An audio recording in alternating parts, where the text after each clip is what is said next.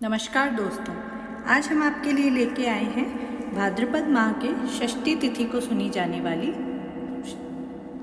चंद्र छठ की कथा।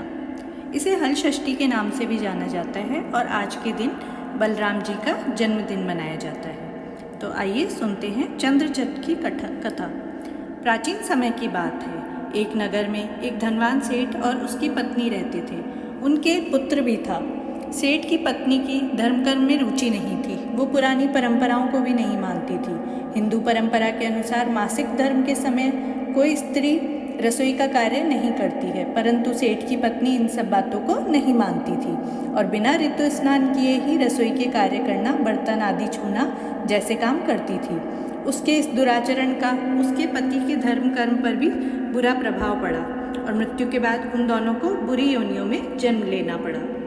सेठ के मरने के बाद बैल की योनि मिली तो उधर सेठ की पत्नी को कुतिया की योनि में जन्म लेना पड़ा। इन योनियों में भी वो दोनों अपने घर के बेटे के घर पर ही थे और उसके घर की रखवाली करते थे। एक दिन सेठ का श्राद्ध था। उसके बेटे ने अपनी स्त्री से कहा, आज पिताजी का श्राद्ध है, घर पर मैंने पंडित जी को न्योता दिया है, वो भोजन के लिए आएंगे। यह कहकर वो काम पर चला गया। सेठ की बहू ने श्राद्ध के लिए तरह तरह के पकवान और खीर बनाई। सेठ की बहू काम में व्यस्त थी, तभी वहाँ एक सांप आया और खीर के बर्तन में खीर चाटने लगा।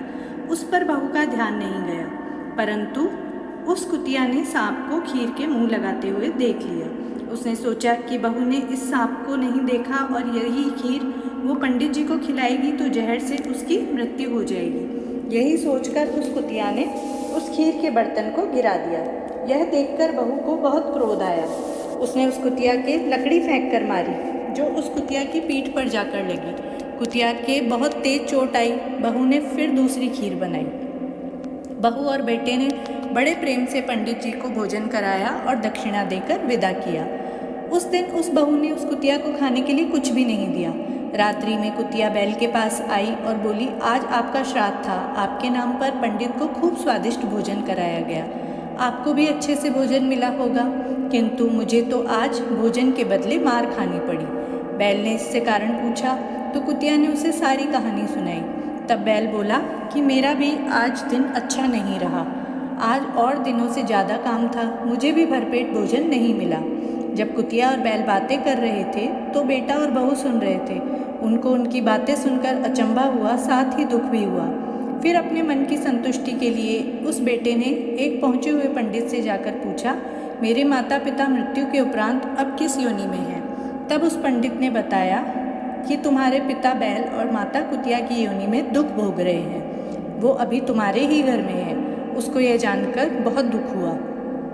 उसने उस पंडित को उसका कारण पूछा तो पंडित ने बताया कि तुम्हारी माता धर्म कर्म में विश्वास नहीं करती थी, वो धार्मिक रीति रिवाजों का भी अनुसरण नहीं करती थी, वो ऋतुकाल में भी रसोई के काम करती थी, जबकि मासिक धर्म के समय यह सब वर्जित होता है।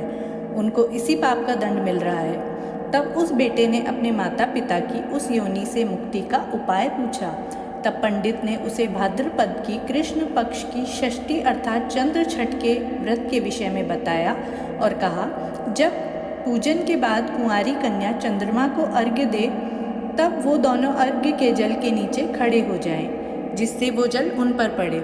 इससे उनको इस योनि से मुक्ति मिल जाएगी। घर पहुंचकर बेटे ने बैल और कुतिया का बहुत प्रेम किया, उनको प्रेम से भोजन कराया और फिर जब चंद्र छठ आई तब उसने कुंवारी कन्या से षष्ठी का व्रत पूजन करवाया और अर्घ्य के समय उस कुतिया और बैल को अर्घ्य के जल के नीचे खड़ा कर दिया। उन पर अर्घ्य का जल पड़ने से उनकी मुक्ति हो गई। इस प्रकार चंद्र छठ का व्रत और पूजन करने से मनुष्य के जन्म के पूर्व जन्म के पापों का भी निवारण हो